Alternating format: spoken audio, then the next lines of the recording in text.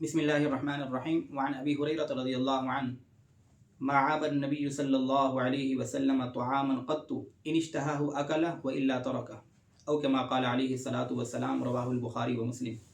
बुखारी और मुस्लिम शरीफ की रिवायत है। हज़रत अबू हुरैरा रज़ियल्लाहु ताला अन्हु खाने के आदाब के सिलसिले में रसूलुल्लाह सल्लल्लाहु अलैहि वसल्लम की मुबारक सुन्नत को ज़िक्र फरमा रहे हैं कि आप अलैहिस्सलातु वस्सलाम ने कभी किसी खाने में कोई ऐब नहीं निकाला। हुज़ूर अलैहिस्सलातु वस्सलाम के सामने अगर कोई खाना रखा जाता और हुज़ूर अलैहिस्सलातु वस्सलाम की रग़बत होती तो हुज़ूर तनावुल फरमा लेते, और अगर उस खाने की तरफ रग़बत न होती तो आप अलैहिस्सलातु वस्सलाम खामोशी से उस खाने को छोड़ देते।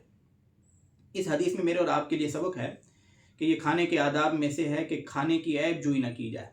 अगर खाना किसी हवाले से हमारे मिजाज के मुवाफ़िक नहीं है, उसका मिसाल है या कोई खाना किसी ऐसी चीज़ का बना हुआ है जो चीज़ हम नहीं खाते, तो खाने की ऐब जोई करना ये इस रिज़्क़ की नाक़दरी और नाइकरामी होगी, बेइकरामी होगी।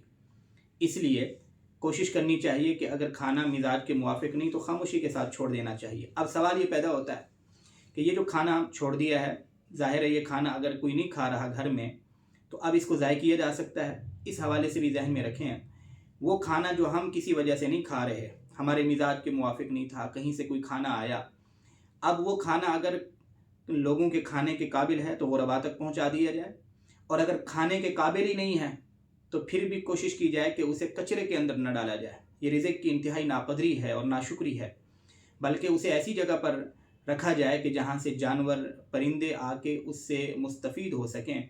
इसलिए कि जो रिज़्क़ हमें दिया जाता है, इस रिज़्क़ के अंदर जानवरों का रिज़्क़ भी होता है, परिंदों का रिज़्क़ भी होता है। तो बोटियाँ हैं, हड्डियाँ हैं, रोटी के बड़े टुकड़े हैं और रोटी के छोटे टुकड़े हैं, तो ये सारी चीज़ें अलग अलग रख लेनी चाहिए। जो चीज़ें जानवरों का हिस्सा हैं वो खा लेंगे, जो चीज़ें परिंदों का हिस्सा हैं वो आके खा लेंगे, और जो चीज़ें हशरातुल अर्ज़ कीड़े मकोड़ों का हिस्सा है, छोटे छोटे ज़र्रात, वो वहाँ रख देने चाहिए ताकि अल्लाह की ये सारी की सारी मखलूक इस रिज़्क़ से फ़ायदा उठा सके। अल्लाह हमें अमल की तौफ़ीक़ अता फ़रमाए।